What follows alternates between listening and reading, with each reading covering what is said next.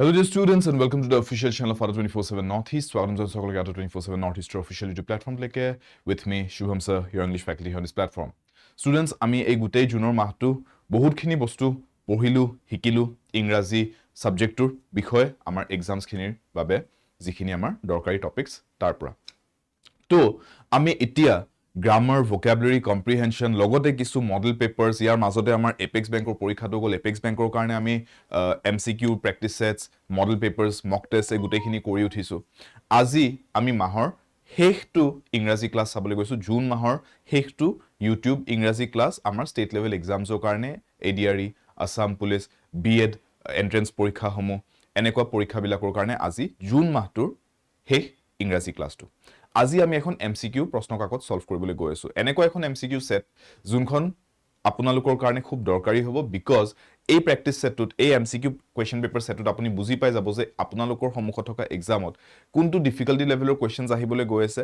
বহুত ষ্টুডেন্টছে ভাবি লয় যে বহুত বেছি ডিফিকাল্ট কোৱেশ্চনছ আহিব, হেতুও হসা নহয়। এটা পাৰ্টিকুলাৰ ডিফিকাল্টি লেভেলত কোৱেশ্চনছ খিনি আহে, বহুতে ভাবি লয় যে বেছি সিম্পল কোৱেশ্চনছ আহিব বুলি তেওঁলোকে হেতু হিচাপে প্ৰেক্টিস কৰে, তাৰ পিছত গম পায় এক্সামত তাতকৈ ডিফিকাল্ট লেভেল কোৱেশ্চনছ আহিছে। সো আমি প্ৰপাৰ ডিফিকাল্টি লেভেলটো এক্সামৰ অনুমান কৰি হেতুৰ হিচাপত আমি প্ৰেক্টিস কৰিম আজি, আৰু লগতে আমি এনেকুৱা ধৰণৰ কোৱেশ্চন প্যাটাৰ্নছবোৰ চাম যোনবোৰ আপোনাৰ এক্সামৰ কাৰণে খুবেই ৰেলেভেন্ট। আপোনালোকৰ কোৱেশ্চন MCQ প্যাটাৰ্নটোৰ এটা ভাল অভ্যাস হৈ যাব, আজি প্ৰেক্টিস হৈ যাব, আৰু লগতে আপুনি ডিফিকাল্টি লেভেলটোৰ এটা ভাল অনুমান কৰিব পাৰিব। সো আজি আপোনালোকৰ কাৰণে খুব ভাল প্ৰেক্টিস এটা আমি এখন প্ৰশ্ন কাকত সলভ কৰিম, আৰু আজি আমি কম টাইমৰ ভিতৰতে প্ৰশ্ন কাকতখন সলভ কৰিবলৈ গৈছো। সো বুলক সেশনটো ষ্টাৰ্ট কৰি দিছো। ষ্টাৰ্ট কৰাৰ আগতে এবাৰ কৰিছো 24/7 ৰ এপটোৰ বিষয়ে। এপটোৰ লিংকটো ডেসক্ৰিপচন বক্সত দিয়া আছে, ভিডিওটোৰ তলত। আপোনালোকে ডেসক্ৰিপচন বক্সত গৈ এপটো ডাউনলোড কৰি ইনষ্টল কৰিব পাৰে, আৰু এপত আপোনালোকে আমাৰ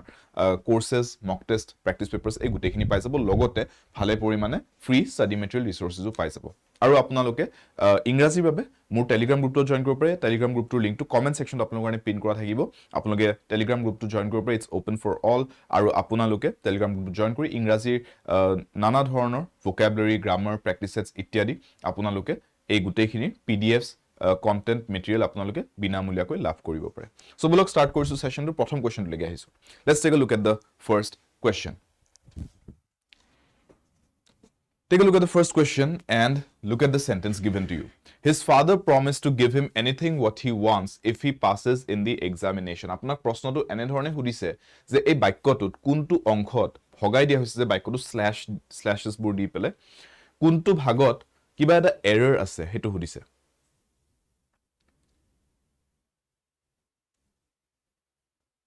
ক'ত আছে এৰৰটো?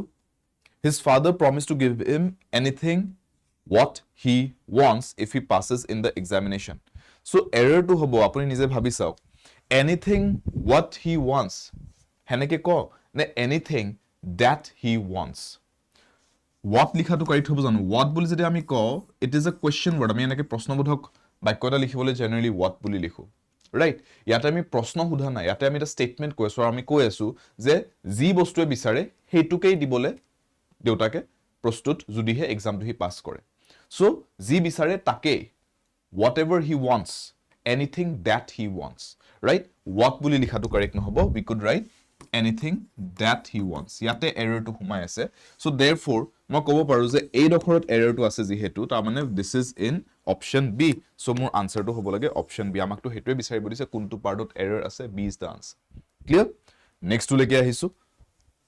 Being a very fast worker, he is always liking by all his colleagues and superiors too. Next sentence to A2. Being a very fast worker, he is always liking by all his colleagues and superiors too. So, kunba eta factory, kunba eta office ot enekwa jodi ejon কৰ্মচাৰী আছে jone খুব টাইমত পৰিপাটিকৈ পটাপট কামখিনি আজৰি কৰি দিয়ে, ঠিক আছে? তেনেকুৱা সিচুৱেশনত তেওঁৰ লগত যোন কেজন মানুহে কাম কৰিছে, তেওঁৰ কলিগছ বোৰ, তেওঁৰ সিনিয়ৰ যোনখিনি আছে, তেওঁৰ বস, সুপাৰভাইজাৰ, সুপিৰিয়ৰ্স, তেওঁলোকেও খুব ভাল পাব তেওঁক, ৰাইট? যে তেওঁ ধুনিয়াকে নিজৰ কামখিনি একদম টাইমত কৰি আজৰি কৰি দিয়ে। সো তেনে পৰিস্থিতিত সেই মানুহজন যোনে খুব ফাষ্ট ওয়াৰ্কাৰ হয়, তেওঁ সকলোৱে খুব ভাল পাব। নাও do we want to say যে এই ফাষ্ট ওয়াৰ্কাৰ গৰাকী বা এই ফাষ্ট ওয়াৰ্কাৰজন তেখেতে সবকে ভাল পায়, নে আমি কব বিচাৰিছো যে তেখেতক সবে ভাল পায়? The question becomes, is it an active voice sentence or is it a passive voice sentence? বুজি পাইছে নে? Active voice ত কি হয় আপুনি যাৰ বিষয়ে কথা পাতি আছে এইজন a very fast worker এইজন আপোনাৰ সেন্টেন্সৰ সাবজেক্ট এও আপোনাৰ সেন্টেন্সটোৰ টপিক ৰাইট এওৰ বিষয়ে কথা পাতিবলৈ আপুনি সেন্টেন্সটো লিখিছে active voice ত কি হয় এই সাবজেক্টটোৱে এই অ্যাকশনটো এই কাৰবাক লাইক কৰা লাইকিং সামন দিস ইজ এন অ্যাকশন ন এই ভাৰ্বটো এই অ্যাকশনটো সাবজেক্টটোৱে ক্যাৰি আউট কৰে active voice ত subject is the active performer of the action active voice ত হেকাৰণে active voice বুলি কয় যে সেন্টেন্সৰ যোনটো মূল বিষয়বস্তু হি নিজে অ্যাকশন এটা ক্ৰিয়া এটা পাৰফৰ্ম কৰি আছে প্যাসিভ ভয়েসত কি হয় এই অ্যাকশনটো এই সাবজেক্টটোৱে নিজে পাৰফৰ্ম নকৰে প্যাসিভ ভয়েসত the subject plays a passive role হি এটা ব্যাক সিটত বহি দিয়াৰ নিচিনা হয় নিজে অ্যাক্টিভলি পাৰ্টিসিপেট নকৰে আৰু এই অ্যাকশনটো তাৰ মানে হি নিজে পাৰফৰ্ম নকৰে অ্যাকশনটো তাৰ ওপৰত পাৰফৰ্ম কৰা হে যায় the subject is no longer the doer of the action যোনটো অ্যাক্টিভ ভয়েসত হয় প্যাসিভ ভয়েসত the subject is the receiver of the action বুজি পালে সো হেকাৰণে তাক প্যাসিভ ভয়েস বুলি কোৱা যায় প্যাসিভ ভয়েসত সাবজেক্ট টু মেইন সেন্টেন্স টু টপিক টু ই জাস্ট অ্যাকশন টু ৰিসিভ হে কৰে এফেক্টস খিনি অ্যাকশন টু হি নিজে পাৰফৰ্ম নকৰে that's why active and passive so passive ভয়েসত যদি লিখিবলৈ আছে আমি কেতিয়াও অ্যাকশন ওয়ার্ডটোক এনেকে আইএনজি ফর্ম বা ফার্স্ট ডিগ্রি বা সেকেন্ড ডিগ্রি নিলিখো প্যাসিভ ভয়েসত সদায় অ্যাকশন ওয়ার্ডটো থার্ড ডিগ্রি আহে থার্ড ডিগ্রি মানে কি যেনেকে আপুনি যদি কয় সিং এটো ফার্স্ট ডিগ্রি হয় ঠিক আছে পাস্ট টেন্সত লিখিলে sang ঠিক আছে this is the second degree third degree to সদায় ইউজ কৰো আমি প্যাসিভ ভয়েসত which is ইয়াতে এটো শব্দৰ কাৰণে sang ঠিক তেনেকে লাইকিং শব্দটো কৰ পৰা আহিছে from the word like বুলি ক'লে ইয়াৰ সেকেন্ড ডিগ্ৰিটো হৈছে liked ইয়াৰ থার্ড ডিগ্রিটো হৈছে liked so we have to use the third degree passive voice ত সদায় বুজি পাইছে সো আমি ইয়াতে লাইকিং লিখিব নোৱাৰো we have to write being a very fast worker he is always liked by all his colleagues and superiors too so error to code error to ইয়াতে এই শব্দটো so answer is again b বুজি পাইছে the important thing to understand here is the concept of active passive আপুনি সেন্টেন্সত active passive ৰ হিচাপত ভাবি চাব পাৰিব লাগিব হেকাৰণে ভয়েস চেঞ্জ পঢ়ুৱা হয় কাৰণে ভয়েস চেঞ্জৰ কনসেপ্টবোৰ দৰকাৰী you have to understand যে কোনটো সিচুৱেচনত কোনটো ফৰ্মৰ verb মই ইউজ কৰিব পাৰো clear understood next এপিলগ এই শব্দটোৰ এন্টোনিম এটা বিচাৰিছে বিপৰীতাৰ্থক শব্দ এটা লাগে এপিলগ শব্দটোৰ বাবে মই যোনটো আপোনালোকক কৈছো অ্যাক্টিভ প্যাসিভ টু কেনেকে ভাবি চাব লাগে that is the simplest way to think about it মই আপোনালোকক একদম সহজ সৰল উপায়টো কৈছো কেনেকে বুজি পাব পাৰে যে সেন্টেন্স এটা অ্যাক্টিভ ভয়েস নে প্যাসিভ ভয়েস ঠিক আছে সাবজেক্টৰ ওপৰত যদি অ্যাকশনটো পাৰফৰ্ম কৰা গৈছে প্যাসিভ ৰোল প্লে কৰিছে সাবজেক্টটোৱে তাৰ মানে সেন্টেন্সটোৱে প্যাসিভ ভয়েস সাবজেক্টটোৱে যদি সেন্টেন্সটোত অ্যাকশনটো পাৰফৰ্ম কৰি থকা বুলি বুজাইছে সেন্টেন্সটোৱে তাৰ মানে সাবজেক্টটোৱে এটা অ্যাক্টিভ ৰোল পাৰফৰ্ম কৰিছে অ্যাকশনটো পাৰফৰ্ম কৰাত so sentence is in active voice এনেকৈ ভাবি চাব তেতিয়া আপোনাৰ একদম সিম্পলিফাইড লাগিব বস্তুবোৰ এন্ড প্যাসিভ ভয়েসত যদি লিখা হৈছে সেন্টেন্স এটা বা লিখিবলগীয়া আছে সেন্টেন্স এটা মেইন অ্যাকশন ওয়ার্ডটো যোনটো শব্দৰ সহায়ত আপুনি এটা ক্ৰিয়া বুজাই আছে এটা অ্যাকশন বুজাই আছে হেতুক সদায় আমি থাৰ্ড ডিগ্ৰি অফ দ্য ভাৰ্বত লিখিম হেখিনি মনত ৰাখিলে হ'ল বহুতখিনি বস্তু তাতেই ক্লিয়াৰ হৈ যায় ঠিক আছে এন্টোনিমটো কি বিপৰীতাৰ্থক শব্দটো কি এপিলগ শব্দটোৰ বাবে বিপৰীত শব্দটো লাগে এপিলগ মানে হৈছে যেতিয়া আপোনাৰ কাহিনী এটাৰ শেষত কাহিনীটো শেষ হৈ যোৱাৰ পিছত অলপ এক্সট্ৰা কিবা এড কৰি দিয়া হয় যাতে readers of the story বা viewers of the story যাতে অলপ কিবা এটা আইডিয়া পাই যে ইয়াৰ পিছত যদি কন্টিনিউ হল হেতেন ষ্টৰীটো কি হল হেতেন ৰাইট যেনেকৈ আপোনালোকে মাৰ্ভেলৰ মুভিজবোৰ চাই সুপাৰ হিৰো মুভিজবোৰ মুভিখন শেষ হৈ যোৱাৰ পিছতো এটা পোষ্ট ক্ৰেডিট সিকোয়েন্স এটা আহে ন এনে 5-10 মিনিটৰ কিবা এটা দেখাই দিব এক্সট্ৰা কিবা এটা right movie has ended but there is some extra bit to it হেতুকে এপিলগ বুলি কোৱা হয় আৰু তাৰে অপোজিটটো কি যে ষ্টৰীটো শেষ হোৱাৰ পিছত নহয় ষ্টৰীটো আৰম্ভ হোৱাৰ আগতেই যদি কিবা এটা এক্সট্ৰা অলপমান কিবা দেখাই লোৱা হয় যাতে মানুহকেজনে ভিউৱাৰ্ছ কেজনে বাস ৰিডাৰ্ছ অফ দ্য ষ্টৰী অলপ আইডিয়া পায় যে ষ্টৰীটো কিহৰ ওপৰত হ'বলৈ গৈ আছে হেতুক কোৱা হয় প্ৰলগ সো এপিলগৰ অপোজিটটো সদায় প্ৰলগ ঠিক আছে answer is option D clear prologue আৰু এপিলগ মানে কি বুজি পাইছে এতিয়া ঠিক আছে ডায়লগ নহয় ডায়লগ মানে হৈছে দুজন মানুহৰ মাজত এটা বাৰ্তালাপ আৰু তাকো যদি সিনেমা বা ষ্টৰীৰ ক্ষেত্ৰত আমি কওঁ ঠিক আছে নেক্সট ওয়ান পায়াস শব্দটোৰ সমাৰ্থক শব্দ এটা লাগে synonym for the word pious PIOUS pious বুলি যেতিয়া কৈছো তে আমি কি বুজাইছো ৰিলিজিয়াছ সিম্পেথেটিক এফ্ৰেইড ফেইথফুল কোনটো শব্দ ইয়াৰে একদম ক্লোজেষ্ট মিনিংত আহে সো পায়াস বুলি যেতিয়া কোৱা হয় ন আমি এটো বুজাও যে খুবেই পাক বস্তু এটা তাৰ মানে খুব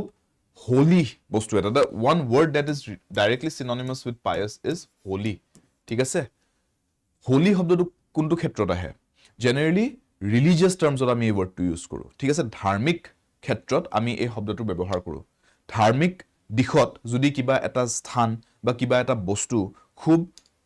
হোলি বুলি মানা যায় তাক খুব আপোনাৰ ধাৰ্মিক কিবা এটা গুণাগুণ আছে বুলি মানা যায় তেতিয়া হেতু বস্তুক pious বুলি কোৱা হয় so what would be a synonymous word here the one word that relates to this concept of pious is religious not faithful so faithful মানে কি faithful মানে হৈছে loyal ঠিক আছে আপোনাৰ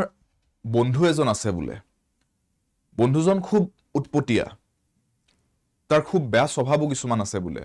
কিন্তু আপোনাৰ আৰু তাৰ বন্ধুত্বটো এনেকুৱা যে তেওঁ আপোনাৰ খুব এজন লয়াল ফ্ৰেন্ড আপোনাৰ যেতিয়াই বিপদ হ'ব আপোনাৰ যেতিয়াই কিবা প্ৰবলেম হ'ব তেওঁ আপোনাক সাপোৰ্ট কৰিবলৈ আহিব তো yes I can call your friend a faithful friend তেওঁ faith loyalty to maintain কৰিছে সেই কাৰণে faithful বুলি adjective to use কৰিব পাৰিছো কিন্তু does that mean যে মানুহজন খুব ধাৰ্মিক খুব pious খুব holy যে ৰাতিপুৱা উঠি তেওঁ গংগা স্নান কৰি পেলাই আহে তেনেকাটো একো নাই সো তাৰ মানে কি তাৰ মানে pious আৰু faithful এই দুটা ডাইৰেক্টলি ৰিলেটেড নহয় বাট pious শব্দটো আমি মই কলো ন ধাৰ্মিক ক্ষেত্ৰত বেছিকৈ ব্যৱহাৰ হয় তাৰ মানে ৰিলিজিয়াছ শব্দটোৰ লগত বেছিকৈ ৰিলেটেড এটো সেই কাৰণে সিনোনিমস যদি লগা হৈছে আমি ৰিলিজিয়াছ ওয়াৰ্ডটোক সিলেক্ট কৰিম rather than faithful বুজি পালে why not faithful clear next one number 5 glut এই শব্দটোৰ বিপৰীতাৰ্থক শব্দটো লাগে glut g l u t so you tell me ইয়াতে এইটো শব্দৰ কাৰণে অপোজিট ওয়াৰ্ডটো কি হ'ব লাগে বিপৰীত শব্দটো কি হ'ব লাগে g l u t glut বুলি কৈছো what should be the opposite word here dearth limit drain and supply so when we say there is a glut of something আমি এটো বুজাও যে there is an abundance বা excess of something ঠিক আছে glut বুলি কোৱাৰ লগে লগে আমি excess বা abundance বুজো so opposite word to লাগে no opposite word to কি হ'ব যে excess বা abundance যদি নাই কিবা এটা বস্তুৰ পৰিমাণ প্ৰয়োজনতকৈ বেছি যদি নাই তেনেহলে প্ৰয়োজনতকৈ কম আছে ৰাইট আৰু কম হলে আমি কি বুলি কওঁ shortage বুলি কওঁ right so shortage would be the opposite word but ইয়াতে shortage বুলি কোটো লিখা নাই so we need a word which means the same as shortage right তেনেকা word আছে নে আছে and that word is dearth ঠিক আছে dearth মানে হৈছে shortage of something when there is a dearth of something we mean that there is a shortage of the same clear বুজি পাইছে লিমিট নহয় লিমিট মানে হৈছে এটা সিলিং এটা মই আপোনাক কৈছো যে ভলিউমটো বঢ়াব আপুনি কিবা এটা বস্তুৰ ভলিউম বঢ়াব দিছো মই আপোনাক সে ফৰ এক্সাম্পল টিভিৰ ভলিউমটো বঢ়াব দিছো ভলিউমটো বঢ়াই আপুনি 100 কে বুলি ওপৰত যাব নোৱাৰে বলে 100 is the limit তাৰ মানে ঠিক আছে কিন্তু that does not means that there is a shortage of volume ঠিক আছে ভলিউম সাফিশিয়েন্ট আপোনাৰ কান ফাটি যোৱাকে ভলিউম বাঢ়িছে জাস্ট 100 কে ওপৰত আপুনি পঠাব নোৱাৰে ভলিউমটো সো লিমিট আৰু শৰ্টেজৰ মাজত ডিফাৰেন্সটো বুজি পাইছে না ক্লিয়াৰ নেক্সট ওয়ান delectable শব্দটোৰ এটা সমাৰ্থক শব্দ লাগে what does delectable mean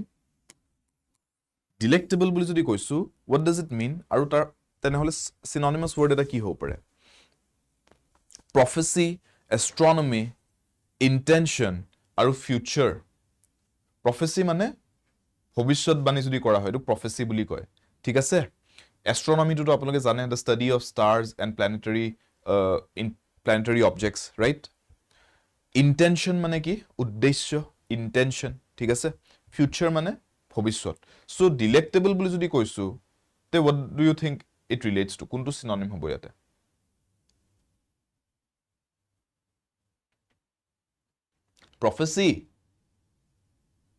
prophecy is the correct word synonym বুলি ক'ব পাৰো so see ইয়াতে out of all the words মই যদি ক'বলৈ যাও prophecy মানে হৈছে ভৱিষ্যতবাণী meaning to delectable শব্দৰ লগত কোনো লিংক নাই ঠিক আছে আৰু at the same time future শব্দটোও delectable লগত একো লিংক নাই future prophecy এবিলাক লিংকত নাহে astronomy has nothing to do with the word delectable intention মানে হৈছে উদ্দেশ্য বা objective so is intention the answer no intention বুলি ক'লেও delectable লগত একো লিংক নাই delectable মানে কি হেতু বুজক delectable is an adjective ই হৈছে এটা adjective শব্দ adjectiveৰ কাম কি adjectives define বা define নকো describe বুলি কো describe or modify কি হক nouns and pronouns ঠিক আছে noun আৰু pronoun শব্দক describe বা modify কৰে adjective so delectable to আমি কোনবা এটা noun বা pronoun এটা describe কৰিবলৈ বা modify কৰিবলৈ ইউজ কৰিব পাৰো ইয়াৰ মিনিংটো কি ডিলেক্টেবল বুলি যদি কৈছো কিবা এটা বস্তু সে ফৰ এক্সাম্পল মই ফুড ডিশ এটা কথা কৈছো ঠিক আছে কিবা এটা খানাৰ কথা কৈছো the food was এটা মই ফুডটোক ডিসক্ৰাইব কৰিব বিচাৰিছো যে ফুডটো কেনেকুৱা আছিল খানা কেনেকুৱা আছিল মই ক'ব বিচাৰিছো ফুড was delectable এতিয়া অলপ আইডিয়া লগাওকচোন কি বুজাইছো তাৰ মানে delectable শব্দটোৰ মিনিং কি delectable ওয়াৰ্ডটোৱে ডিসক্ৰাইব কৰিলে কি হক food which is a noun খানাক ইংৰাজীত কি নাম দিও ফুড বুলি ক নাউনটোক ডিসক্ৰাইব কৰিছো কি বুলি ডিলেক্টেবল বুলি কয় কি বুজালো তাৰ মানে তেনেহলে ডিলেক্টেবলৰ মিনিংটো কি ইট মিন্স ডিলিশিয়াস ঠিক আছে ফুডৰ ক্ষেত্ৰত যেটা ইউজ কৰো ডিলিশিয়াস বুজাও ঠিক আছে আৰু ইন জেনাৰেল যেটা কিবা এটা বস্তু ডিলেক্টেবল বুলি কয় ন তাৰ মানে it is very pleasing or soothing to the senses যোনটো বস্তু আপুনি কনজিউম কৰি খুব ভাল পাব ঠিক আছে তেনেকা বস্তুক আমি ডিলেক্টেবল বুলি কওঁ জেনাৰেলি ফুডৰ ক্ষেত্ৰত হিকান ইউজ কৰে খানাটো খাই যদি খুব ভাল পাইছে টেস্টি আছিল খুব ইয়ামি আছিল food then you say the food was delicious or you can say the food was delectable clear so yate kunotu word yate linkot nahe so none of the options are correct nota your answer here should be nota none of the above clear buzi paise next one sentence improvement বুলি কৈছে now see sentence improvement মানে কি আপোনাক sentence টোৰ বাক্যটোৰ কোনবা এটা অংশ এনেকে ৰেখাঙ্কিত কৰি দিয়া হ'ব বা boldত দিব বা italicsত দিব বা whatever somehow highlight কৰি দিব কোৱেশ্চনটোত আৰু আপোনাক ক'ব যে sentence টোত এই ৰখৰ এই বাক্যাংশটো যোনটো হাইলাইট কৰি আছে এটুক এনে ধৰণে নিলিখি কিবা বেলেগ ধৰণে লিখিব পাৰে নেকি যাতে বাক্যটো অলপ improve হয় অলপ better হয় অলপ develop হয় so take a look at this on arriving at the station comma my uncle was there to greet us On arriving at the station, my uncle was there to greet us.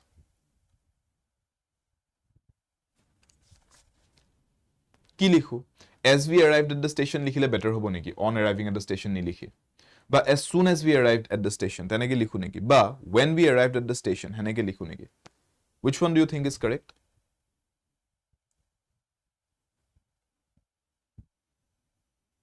So, আমি কব কি বিচাৰিছো যে আমি যেটা ষ্টেচনত আহি পালো তেতিয়া আহি পাই আমি দেখা পালো যে আমাৰ আঙ্কলজন তাতে থিয় দি আছিল আমাক আদৰিবলে তেওঁ তাতে ৰেডি হৈ আছিল অলৰেডি তাৰ মানে আমি ষ্টেচনত আহি পোৱাৰ পিছতহে বস্তুটো দেখা পাম ষ্টেচনত আহি পোৱাৰ লগে লগে আঙ্কলজন আহিছে হেনেকে কব বিচাৰিছো কি নাই বিচৰা ঠিক আছে আমি আহি পোৱাৰ লগে লগে আঙ্কলজন কৰবাৰ পৰা প্ৰকট হৈ পৰিব নেকি তাতে নহয় ন সো আমি কি বুজা বিচাৰিছো যে আমি আহি পোৱাৰ পিছত দেখা পালো সো যেতিয়া ষ্টেচনত আহি পালো we refer to that period as when we arrived at the station আমি যেতিয়া ষ্টেচনত আহি পালো so therefore the best way of writing this is not on arriving at the station on arriving বুলি নকয় ঠিক আছে on arrival বুলি ক'ব পাৰি ঠিক আছে on arrival হেতু নিজৰ ক্ষেত্ৰত মানুহে নিজৰ ক্ষেত্ৰত নকয় on arrival ঠিক আছে এবিলাক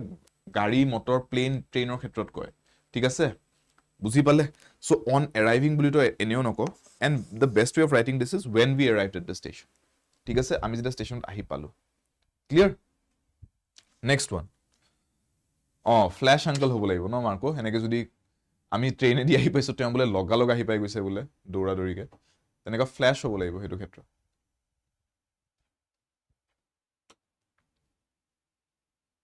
next one he has no knowledge and interest in music He has no knowledge and interest in music. So, knowledge and interest in music part to underline kora ase. Aru amak khudise, hetu kolo beleg dhorone likhile better hoy niki, olob improve hoy niki sentence to. Now see, yate bostu to ki hoise problem to knowledge and interest buli kolu aru preposition eta likhisu in musicot. Ter knowledge aru interest na heneke bujao bisarisu kotha to. Kintu kotha to hol, ami ingrazit jeta kono, you have interest in something or you have no interest in something interest ro karone interest শব্দটোৰ কাৰণে আমি in preposition টো লিখিব পাৰো which is correct but যেনেকে interest শব্দটোৰ কাৰণে in লিখিব পাৰি তেনেকে কিন্তু knowledge ৰ ক্ষেত্ৰত in লিখিব নোৱাৰি I have no knowledge in robotics হেনেকে ক'ব নোৱাৰো I have no knowledge of robotics হেনেকে ক'ব লাগিব যে মোৰ robotics subjectৰ ওপৰত একো knowledge নাই interest নাই জুটি নাই তো কবলে I have no interest in robotics কবৰ interest in বুলিয়ে কয় কিন্তু knowledge ৰ ক্ষেত্ৰত knowledge of something বুলি কয় knowledge in something বুলি নকয় সো ইয়াতে আমি knowledge ৰ কাৰণে in লিখি দিয়াৰ নিচিনা হৈছে ন কাৰণ knowledge ৰ কাৰণে বেলেগ একো preposition লিখা নাই ইয়াতে সো হেতু ভুল হৈ আছে so we cannot write no correction required এটো ভুল হ'ব কাৰণ ভুলটো কোড আছে আপুনি বুজি পালে ৰাইট বাকি knowledge and interest of এতিয়া কি হ'ব এতিয়া interest ৰ কাৰণে ভুল preposition টো লিখা হ'ব knowledge of টো ঠিক আছে কিন্তু interest of বুলি নকয় interest in বুলি কয় সো এটো কারেক্ট নহয় অপশন A টো ঠিক আছে knowledge for and interest of দুইটাতে ভুল হল knowledge of ক'ব লাগে interest in ক'ব লাগে দুইটা preposition ভুল হৈ আছে so this is also wrong so থাকিল কি option C which is the correct answer knowledge of and interest in হেনেকৈ লিখা যায় clear বুজি পালে কথাটো so তাৰ মানে correct word টোৰ লগত correct preposition টো use কৰাৰ ওপৰত এই question টো আছিল understood preposition based question আছিল এইটো next one the houses in our street are more beautiful than on the main road main road থকা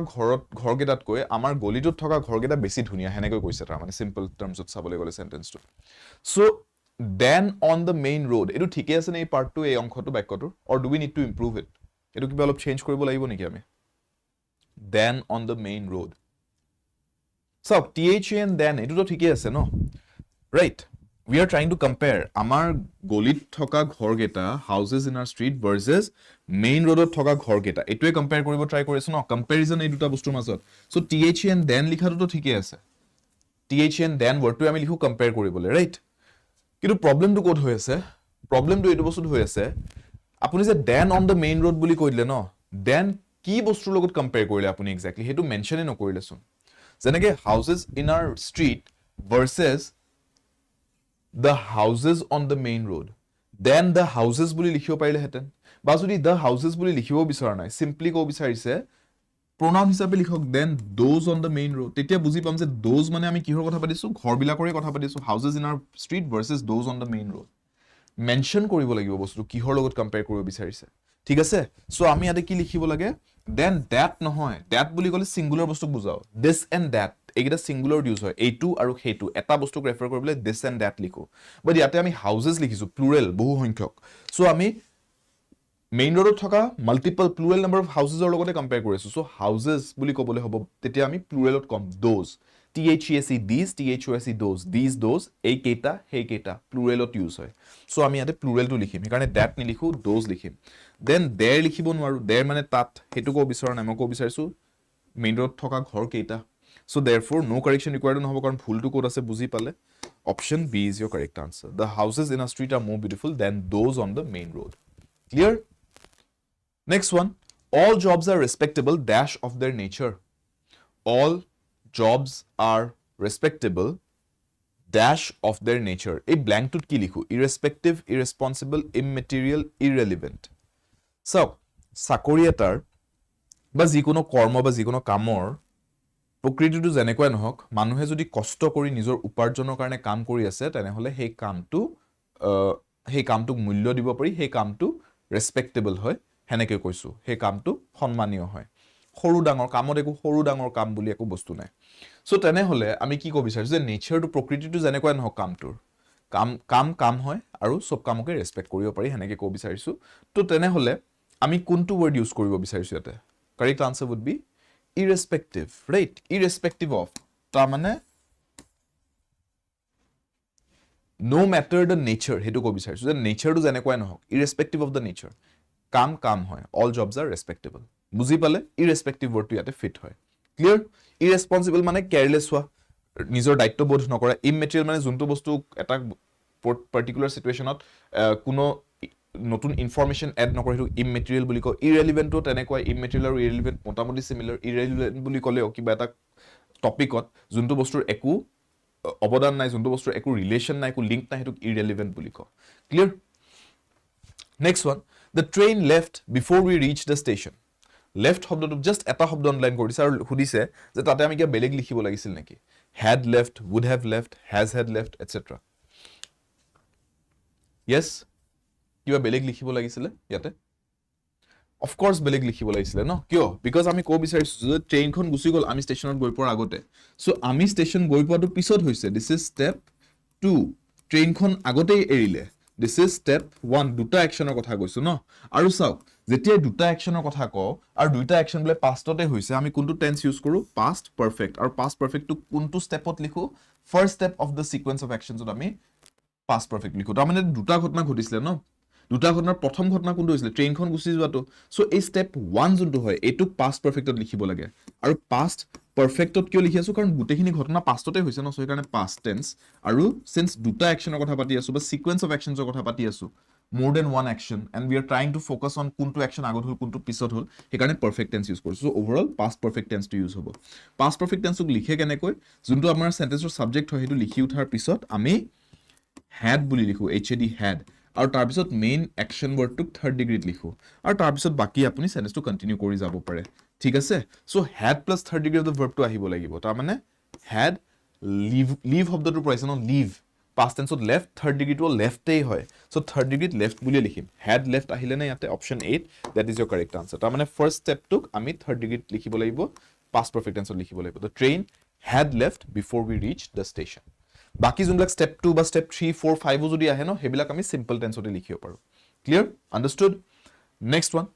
that story would make a great subject dash a novel that story would make a great subject dash a novel hey কাহিনীটো এখন নভেলৰ বাবে এখন গ্ৰন্থৰ বাবে বঢ়িয়া subject বঢ়িয়া topic এটা বনিব হেনে কব বিচাৰিছো গ্ৰন্থখনৰ বাবে এটা বঢ়িয়া টপিক বনিব ন তো আমি কি বুলি কম অসমীয়াত যেতে আমি বাবে বুলি ক ৰাইট ইংৰাজীত লিখোতে আমি হেতু জেনাৰেলি ফৰ বুলি লিখো আপোনাৰ বাবে এটা গিফট আনিছো আই have bought a gift for U ঠিক আছে হেনেকে কোৱা যায় সো ফৰ শব্দটো ইউজ হ'ব সো देयरफॉर ইয়াতে this is the correct answer that story would make a great subject for a novel clear all of you done of a novel no hoy for a novel novel khonor babe eta bohia subject bonibo buzi pale next etu sauk sentence tuk kene koi likhise ebar bhalke bujoge yate thik ase ei part tut apuni mon korok kuno dhoroner numbering ba labeling kora nai dekhise ne kintu tar pisot slash to diar pisot next part jigita ase egita a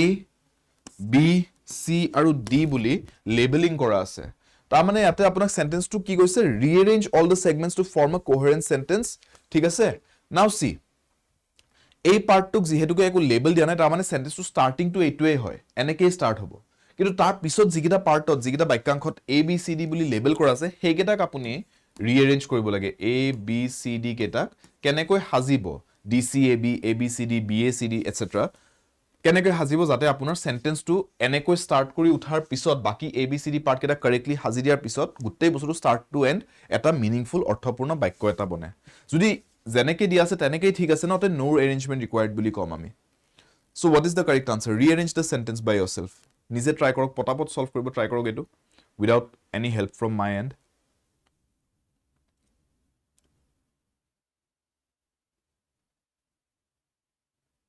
What will be the correct answer? Parise ne? Itialage answer to ulai jabo laisil karon this is very easy. So,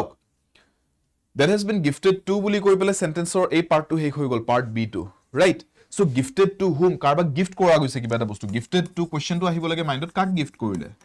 right? So yate tar bisot আমি B প্ৰ next কলেকে যাব পাৰো তাৰ মানে হয়তো আমি কব পাৰো it has been gifted to the Indian Navy or it has been gifted to Jamia Millia Islamia which is a university right so হয়তো তাৰ মানে সেন্টেন্স বি যোনটো হয় এটোৰ পিছত it has been gifted to that has been gifted to বুলি কোৱাৰ পিছত হয়তো আমি সেন্টেন্স এ লেকে যাব পাৰো that is one option or we can go to sentence part C যোনটো হৈছে the Indian Navy will be right কিন্তু আমি বি প্ৰ ডি লেকে কোনো পধ্যে যাব নোৱাৰো সো এইটো অপচনে কৈছে বি পিছত ডি লিখি দিয়ক এটো তাৰ মানে একদম ভুল ঠিক আছে হয় বি পিছত এ লিখিব লাগিব নহলে বি পিছত সি লিখিব লাগিব ঠিক আছে সি আৰু এ যদি আগতে লিখিলো আৰু তাৰ পিছত লাষ্টত বি লিখো the Indian navy will be এটো ফুল ষ্টপ দিব পৰা জায়গা হয় জান নোৱাৰি সো তাৰ মানে বি অপচন সৰি কি আসলে that has been gifted to এটো পার্ট বি আসলে that has been gifted to বুলি কৈ ফুল ষ্টপ দি দিব পাৰে নেকি নোৱাৰি তাৰ মানে আমি সেন্টেন্স পাৰ্ট বিট এন্ড কৰি দিব নোৱাৰো so this option is also ৰং no arrangement required বুলি কব নোৱাৰো কাৰণ আমি দেখিয়ে গম পাইছো সেন্টেন্সটো কাৰেক্ট সিকোয়েন্সত নাই তে তাৰ মানে এই দুটাৰ ভিতৰতে কোনবা এটা আনসাৰ হ'ব বাক এই দুইটা অপচন দে সি আৰু ডি একেটা জায়গাতে আছে এনেকৈ আছে সি ডি দুইটাতে ন জাস্ট আমি চাব লাগে এ পিছত বি লিখিম নে বি পিছত এ লিখিম হেতু চাই লওক Jamia Millia Islamia by that has been gifted to হেনেকে কলে সেন্স বনিব নবনে তাৰ মানে এ পিছত বি লিখিলে সেন্স নবনে তাৰ মানে এটো অপচন ভুল গুটেটো অপচন বি টু থাকিল কি option C this will be your answer B A C D Clear? That is the correct answer. So, a model of INS Kolkata that has been gifted to Jamia Millia Islamia by the Indian Navy will be unveiled at the university on Independence Day. That is the correct answer. Buzi pale?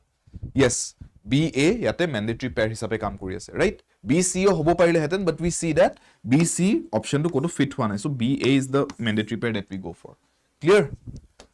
One more question, পটাপট এইটো solve কৰক একে pattern হয় ইয়াতে just আপোনাক একো কোনো ধৰণৰ ফিক্স স্টাৰ্টিং স্টেটমেন্ট দিয়া নাই স্টাৰ্টিংটো আপুনি নিজে বিচাৰি উলিয়াব লাগিব ওপেনিং স্টেটমেন্টটো নিজে বিচাৰি উলিয়াব লাগিব ইয়াতে so what will be the correct arrangement for this very easy no আমি এই গুটে গিটাই যদি চাও of the বুলি স্টাৰ্ট কৰিব নোৱাৰি সেন্টেন্স এটা is very বুলি স্টাৰ্ট কৰিব নোৱাৰি সেন্টেন্স এটা it's বুলি স্টাৰ্ট নকৰো সেন্টেন্স এটা কিহৰ কথা পাতিছো হেতু আগতে ৰেফাৰ কৰিব লাগিব and it's বুলি এটা সেন্টেন্স স্টাৰ্ট নহয় সো স্টাৰ্টিং টু কি হ'ব c পৰা স্টাৰ্টিং হ'ব c পৰা যদি স্টাৰ্ট কৰিব আছে এটাই অপচন আছে অপচন বি যোনটো আমি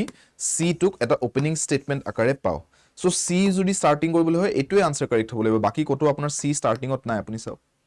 So CBADE is your answer. Very easy. Logalog answer to ulai within split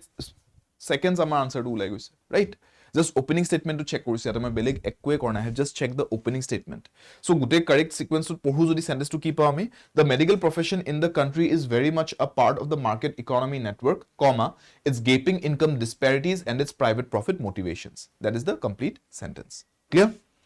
One last question for today. A word to apuni correct synonym to mukok. Augury buli jetia ko etur correct samarthok shobdo ki muk yare synonym to kok apnaloke. Prophecy, astronomy, intention, future. Hey options kita ami aloba gode paisilu ei ki options kita dia ase. Ebar kintu amak word to bodlai dise. Previous question to amar none of the above correct asile na kuno to word correct nasile tate. But right now amar ei augury word to karone kunba yar mazot kunba eta word correct synonym bonibone? Yes. Correct answer to ki ate augury mane ki augury mane hoise kisuman science kisuman omen study kori pelai bhobishot bani koribo chesta kora hetuke augury buli koa hoy ta mane augury is related to trying to read or study or foretell the future bhobishot bani koribo chesta kora aru bhobishot bani kora an eta shobdo ete ki ase prophecy a prophecy is basically a foretelling of the future ঠিক আছে ভবিষ্যৎ বাণী এটা so তো মানে ইয়াতে correct answer to synonym যদি লাগে সমার্থক শব্দ অজয়ীৰ হ'ব প্ৰফেসি ক্লিয়াৰ সো ভবিষ্যৎ বাণী বুলি কলে প্ৰফেসি অজয়ী এই দুটা ওয়াৰ্ডে মনত ৰাখিব ফোৰটেলিং এই গুটেকিটা ওয়াৰ্ডস মনত ৰাখিব this are all synonyms clear understood ঠিক আছে এটা কোয়েশ্চন মই আপোনালোকক লাস্ট দিছো এইটো আপোনালোকে আনসাৰটো মোক আজি ভিডিওটোৰ তলত কমেন্ট সেকশনত জনাব ডিসপ্যাৰেজ শব্দটো আপোনালোকক দিয়া আছে ইয়াৰে সমার্থক শব্দ এটা লাগে সিনোনিম এটা লাগে এইটো আপোনালোকে এই পাঁচটা অপশনছৰ ভিতৰৰ পৰা ডিসাইড কৰি মোক জনাব যে কোনটো অপশন কাৰেক্ট আনসাৰ হ'ব এই কোয়েশ্চনটোৰ কাৰণে ঠিক আছে এইটোৰ আনসাৰটো মই সবৰে পৰা এক্সপেক্ট কৰিছো in the comment section of today's video clear everybody সেশনটো এন্ড কৰাৰ আগতে আপোনালোক সকলোকে সাজেষ্ট কৰিম যে ভিডিওটো লাইক কৰি দিব যদি আপোনালোকে সেশনটো চাই ভাল পাইছে এই গুটেই মাহটো আপোনালোক যদি মোৰ হৈতে প্ৰেক্টিস কৰি আপোনালোকে ভাল পালে ডেফিনেটলি লাইক দা সেশন প্লেলিষ্টটো আপোনালোকে সেভ কৰি ল'ব পাৰে যাতে গুটেইখিনি ক্লাছেছ যেতিয়া আপোনালোকৰ মন যায় ৰিভাইজ কৰিব পাৰে ফৰৱাৰ্ড কৰি দিব পাৰে প্লেলিষ্টটো আপোনালোকে আপোনালোকৰ চিনাকি চিনাকিৰ মাজত কোনোবা যদি প্ৰিপেয়াৰ কৰিছে সন্মুখত থকা এক্সামছৰ বাবে তেওঁলোকৰ যাতে কামত আহে যাৰ কাৰণে আপোনালোকে ভাল কামনা কৰে তেওঁলোকলৈ ফৰৱাৰ্ড কৰি দিব এই সিৰিজটো আৰু এটা ভাল খবৰ আপোনালোকক দি আছো হেতু হৈছে যে আপোনালোক সকলোৰে বাবে বৰ্তমান যেহেতুকে জুনৰ মাহটো শেষ হৈছে আজি জুনৰ মাহৰ ইংৰাজী এটো লাষ্ট ক্লাছ আপোনালোকে জুনৰ মাহৰ শেষত আদা 24/7 নৰ্থ ইষ্টৰ পিনৰ পৰা এটা অফাৰ পাই আছে হেতু হৈছে আমাৰ আসাম মহাপেকটোত আসাম মহাপেকটো হৈছে আমাৰ হেতু কোৰ্স পেক যত আপোনালোকে সকলো state level exams ADRE Assam police state ডিএমইৰ দৰে পৰীক্ষা আন পৰীক্ষা যোনবোৰ আপোনালোকৰ এনফোৰ্সমেন্ট ডিপাৰ্টমেন্টৰ পৰীক্ষাৰ দৰে এক্সামছবোৰ আহে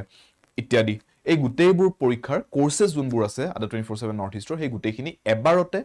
এটা সাবস্ক্ৰিপশন দে আপোনালোকে পাই যায় গুটেকিটা পৰীক্ষাৰ কাৰণে বেলেগ বেলেগ কৈ আপোনালোকে কোৰ্সেছ কিনিবলগীয়া নহয় লগতে এই আসাম মহাপেকটোত আপোনালোকে সেন্ট্ৰেল লেভেলৰ বেংক এসএসসি আৰু ৰেলৱে এইগিটা পৰীক্ষাৰো কমপ্লিট কোৰ্সেছ খিনি এবাৰতে পাই যায় সো আপোনালোকে যদি মাল্টিপল এক্সামছৰ কাৰণে প্ৰিপেয়াৰ কৰিছে বেলেগ বেলেগ কৈ আপোনালোকে বেলেগ বেলেগ কোৰ্সেছৰ ফিজ ভৰাত কৈ এবাৰতে মাত্ৰ বৰ্তমান 2499 টকাত মাত্ৰ আনবিলিভেবল প্ৰাইসতে দি আছে আদা 24/7 নৰ্থ ইষ্টে মই নিজেও যদি হেতু ফিল কৰো যে it's quiet N unbelievable price 2499 ত মাত্ৰ আপোনালোকে এতিয়া বৰ্তমান এই গুটেই আসাম মহাপেকটো জয়েন কৰিব পাৰে আৰু তাকো জেনাৰেলি যোনটো 1 ইয়াৰৰ কাৰণে ষ্টুডেন্টছৰ তাত কোৰ্সটো এভেইলেবল থাকে বৰ্তমান আপোনালোকে এই অফাৰ পিৰিয়ডত জয়েন কৰিলে 2 বছৰৰ বাবে আপোনালোকৰ তাত এই গুটেই কোৰ্সটো এভেইলেবল থাকিব তাৰ মানে অহা 2 বছৰলৈকে যিমান ভেকেন্সিজ ওলাব ষ্টেট লেভেল বা সেন্ট্ৰেল লেভেলত আপোনালোকে এই গুটেইখিনিৰ কোৰ্সেছ আমাৰ পিনৰ পৰা যোনখিনি পাব তাৰ কাৰণে আপুনি বেলেগকৈ একো ফিজ ভৰিবলগীয়া নহয় মাসুল ভৰিবলগীয়া নহয় আপোনালোকে এবাৰতে এই এবাৰ যি জয়েন কৰিলে অহা 2 বছৰৰ বাবে গুটেই কোৰ্সেছখিনি আপোনালোকে পাই থাকিব আপোনালোকৰ সাবস্ক্ৰিপশনত মাজতে কিবা যদি নতুন এক্সামৰ কিবা নটিফিকেশন আহি গল ধৰি লওক ডিএমই পৰীক্ষাৰ নটিফিকেশন আহি গল আপোনালোকে ডিএমই কোৰ্সটোৰ কাৰণে এক্সট্ৰাকে পইচা দিব লাগে আপোনাৰ আসাম মহাপেকৰ সাবস্ক্ৰিপশনটো যদি এক্টিভ হৈ আছে যোনটো আপোনালোকৰ নেক্সট 2 ইয়াৰ্ছৰ কাৰণে এক্টিভ হৈ থাকিব জয়েন কৰিলে এতিয়া বৰ্তমান আপোনালোকে আমাৰ পিনৰ পৰা যোনটো ডিএমই কোৰ্স আহিব এটো অটোমেটিকলি এড হৈ যোৱা দেখা পাব আপোনাৰ আসাম মহাপেকটোত without you paying a single extra penny. So বৰ্তমান এই অফাৰটো চলি আছে জুন মাহটো শেষ হৈ যোৱাৰ লগে লগে এই অফাৰটো শেষ হৈ যাব সো যোনে যোনে আসাম মহাপেকটো জয়েন কৰিব বিচাৰিছে অফাৰটো চলি থাকোতে 2499 টকা বৰ্তমান এই কোৰ্সটো প্ৰাইসটো ডাবল ভ্যালিডিটি হৈ 2 ইয়াৰ্ছৰ বাবে সো জয়েন কৰিব পাৰে আৰু এই অফাৰটো যদি লাভ কৰিব বিচাৰিছে Y577 এই কোডটো ইউজ কৰিব তেতিয়া এই অফাৰটো এভেইল কৰিব পাৰিব নহলে অফাৰটো আপোনালোকে এভেইল কৰিব নোৱাৰিব so Y577 this is the code এই কোডটো আপোনালোকে ইউজ কৰিব পাৰে আৰু এই অফাৰটো ইউজ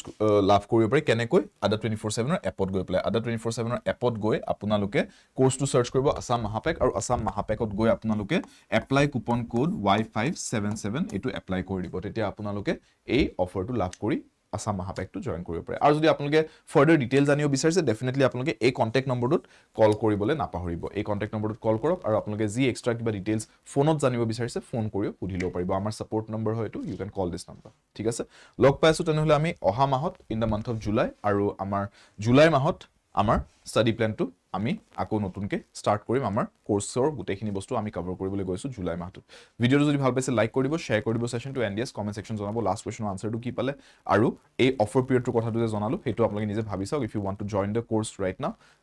অফাৰটো চলি থাকোতে জয়েন কৰক সাবস্ক্ৰাইব কৰক যদি চেনেলটো সাবস্ক্ৰাইব কৰিব আদা 24/7 নৰ্থ ইষ্ট পঢ়াৰ বাবে আড্ডা অফাৰৰ বাবে আড্ডা ইংৰাজীৰ বাবে Shubham sir let's meet in the next month until then take care all the best